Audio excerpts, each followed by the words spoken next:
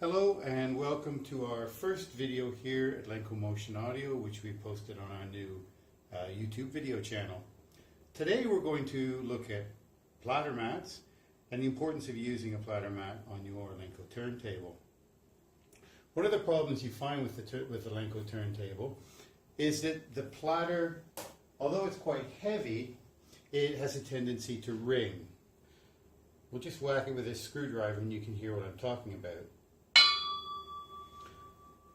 As you can see, it rings like a bell, and this is really something you don't want. The good news is that you can control this ringing by using either silicone rings around the edge of the platter here. We have used silicone rings in the past, but it's something that I really don't like the appearance of. I don't find it aesthetically pleasing. I'd much rather see the edge of the bare platter. But you can also damp the vibrations with a platter mat. Now, all the platter mats that we've tried all damp the vibrations well. What you'll find though is that the different materials that you can make platter mats out of provide a different musical presentation. And this, like a lot of things in hi-fi, it will really be down to your own personal taste. But perhaps the most readily available platter mat material out there is acrylic, and there are a lot of acrylic platter mats available. They all do a good job, and we'll show you just what I mean. We've got a standard acrylic mat here. If I wrap the platter again with a screwdriver, you can hear there's a big difference. It doesn't ring like it did without the mat. Now, I should qualify this video right now that we're not going to take a very scientific approach to this. The best I can do is to wrap the platter with my screwdriver. We've got no in-depth spectrum analysis of what's going on here. We're just purely going to listen to what it sounds like with and without the mat and wrapping the platter with the screwdriver. So that was the basic acrylic platter mat. You can go to slightly more esoteric materials. One of the mats which I really like is made from tempered glass.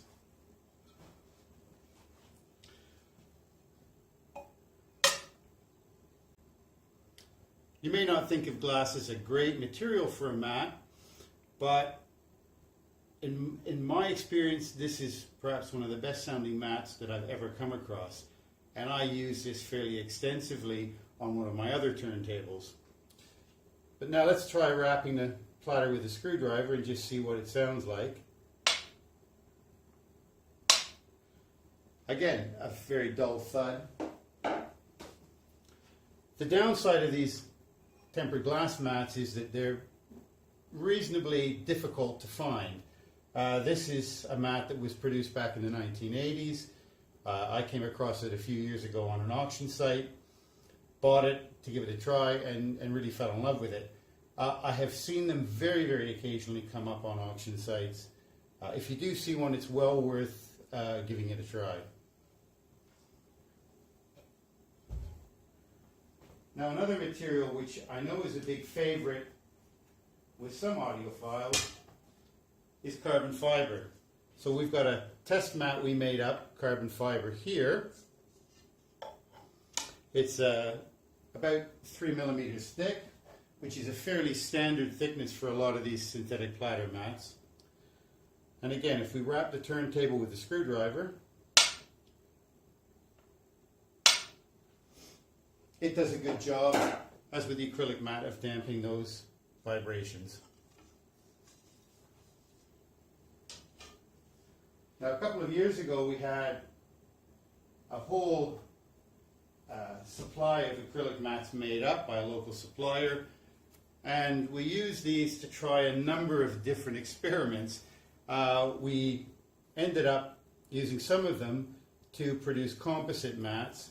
This one is acrylic one side with a thin layer of cork laminated to it.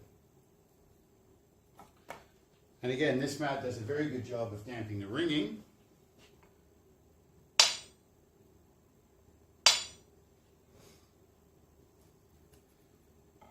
And the advantage of obviously having these composite mats is you can you can use either side as the interface with the platter. And as you can hear, there's a slight difference. It does a better job of damping with the acrylic side down than it does with the cork side down.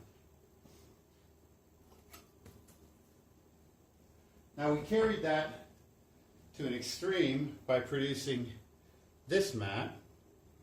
Now this is a mat with 4 acrylic layers with 3 layers of cork in between. And we had to produce a spindle extension here to be able to fit the LPs onto this when fitted to the platter. Now this does an extremely good job of damping the ringing. It also does a good job of damping the little bit of rumble that we still get from the idler wheel.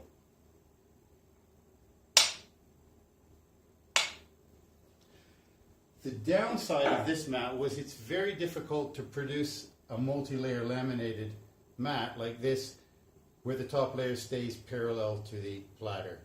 We tried this a number of different ways, and the reason we've not produced this as a production item is it's very, very difficult to produce a mat that is perfectly flat or parallel with the platter. We've got one, I think this was out of about 4 attempts, we got one which works very well, this one, and it is a good mat to use on the Lenco, but at the moment it still remains a prototype.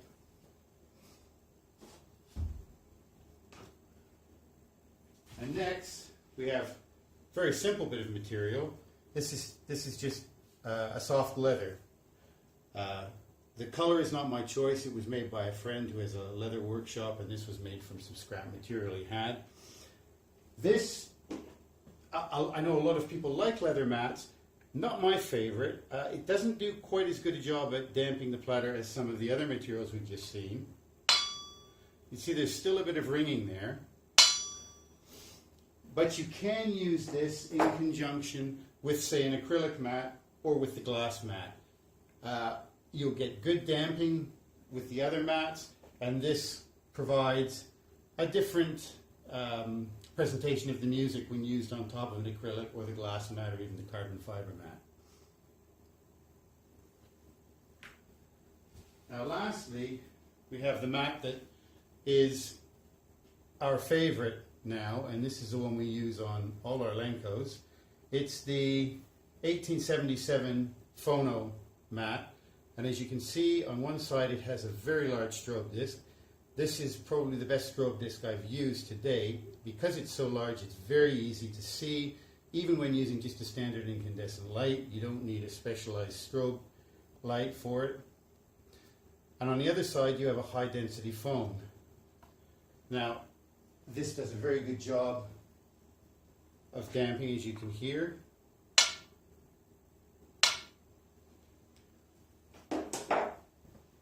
And one of the things I should point out is a lot of these composite mats where you've got multiple layers do a better job of damping the ringing than the single layer mats, and that's because you've got in this case an additional interface here, so you've got an interface between the platter and the bottom of the mat and another one between the acrylic and the foam, and these interfaces reflect and refract and absorb in some cases the vibrations from the ringing. And the more interfaces you have, the more reflection and refraction that goes on. This mat is available in our shop, so there's a bit of shameless advertising there. And as I said, it's our go-to mat now on all our Lencos. It's great value. It's in many cases, I think, better sounding than a standard acrylic mat. The musical presentation of this mat, certainly in my opinion, it provides a very neutral presentation, and as you've heard, it does a very good job of damping that ringing. Alright, so that's that for our first video. I hope it's been informative, and watch our channel for future videos.